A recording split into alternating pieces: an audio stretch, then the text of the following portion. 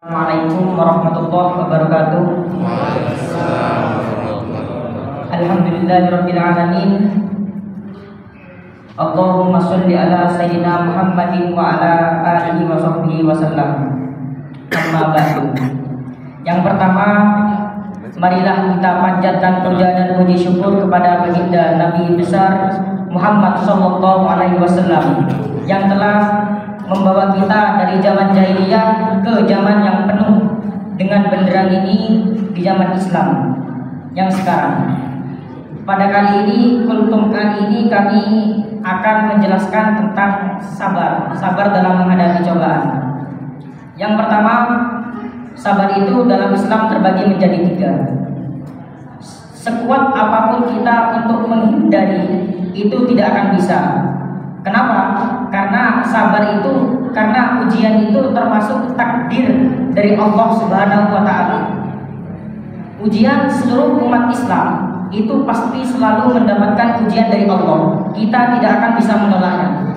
Tapi agar kita mendapatkan pahala dari Allah Subhanahu wa Ta'ala, yaitu adalah dengan cara sabar. Banyak cerita orang-orang sabar. Di antaranya adalah cerita Nabi Ayub alaihissalam. Nabi Ayub telah dikasih ujian dari Allah Subhanahu wa Ta'ala selama 18 tahun yang berupa ujian penyakit kulit. Tapi Nabi Ayub tidak pernah mengeluh. Nabi Ayub tidak pernah mengeluh sama sekali pun. Nabi Ayub selalu berdoa kepada Allah Subhanahu wa Ta'ala. Dan apa yang terjadi? Nabi Ayub diberikan kesehatan sama Allah Subhanahu wa Ta'ala. Bapak dan Ibu, kalau pengen Bapak itu ketika dapat ujian dapat pahala, maka dengan cara sabar. Dan juga kalau insya Allah, kalau Bapak dan Ibu tidak pengen kena bala atau ujian, itu dengan cara sedekah. Soalnya ada kalau mutiara ulama itu yang mengatakan as-sedekah daful bala. Bala itu atau sedekah itu menolak bala. Dengan kita setiap hari bersedekah, infak, insya Allah bala itu tertolak.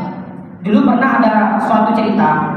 Jadi memang ada orang yang itu sebenarnya sudah waktunya wafat, sudah takdir untuk wafat. Cuman orang ini selalu bersedekah. Akhirnya pun orang ini dimundurkan. Nah, ini termasuk tanda-tanda dari orang yang selalu sedekah. Yang aslinya dia itu wafat dikarenakan kena bencana, wafat ujian bagi saudara-saudaranya, tapi dikarenakan dia itu selalu sedekah, maka orang ini dimundurkan. Itu termasuk cara untuk menolak ujian, yaitu dengan cara bersedekah. Kemudian sabar itu terbagi menjadi 3. Yang pertama, sabar dengan cara perintah Allah. Maksudnya gimana Bapak Ibu? Kita itu ketika mendapatkan ujian, mendapatkan perintah dari Allah Subhanahu wa Ta'ala, kita harus selalu ikhlas. Niatnya itu yang betul. Contohnya dalam masalah sholat, saya niat agar menjalankan perintah Allah ini dengan niat yang tulus. Insya Allah pahalanya banyak. Atau ketika melakukan sesuatu yang mubah, ketika pengen dapat pahala, maka dengan cara niat. Seperti contoh Bapak Ibu makan, atau jalan-jalan, atau tidur, itu tidak berpahala. Tapi ketika diniati, maka insya Allah dapat pahala. Seperti tidur, niat semoga saya akan terhindar dari maksiat, insya Allah dapat pahala dari Allah Subhanahu wa Ta'ala. Kemudian yang kedua, yaitu sabar dari maksiat Allah Subhanahu wa Ta'ala. Maksudnya gimana? Kita itu dilarang untuk melakukan maksiat oleh Allah Subhanahu wa Ta'ala. Cuma kita itu dengan bersabar insya Allah dapat pahala. Seperti kita tidak melakukan hal-hal yang dilarang oleh syariat, itu sudah termasuk sabar. Kenapa? Karena sabar itu berasal dari lafaz sobaro fi'il madi yang artinya menahan dari segala apapun. Itu termasuk sabar. Dengan cara seperti itu, insya Allah pahala sudah Bapak Ibu dapatkan. Mungkin sekian dari kami yang dapat sampaikan. Kalau mohon maaf kalau banyak salahnya. Kenapa? Karena insan itu atau manusia itu maha khotok manusia. Jadi wajar aja kalau banyak salahnya. Seperti itu. Al-firaq la lil firaq walakin al-firaq lil ishki.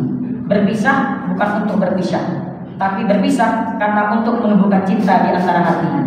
Mungkin sekian dari saya. Assalamualaikum warahmatullahi wabarakatuh. warahmatullahi wabarakatuh.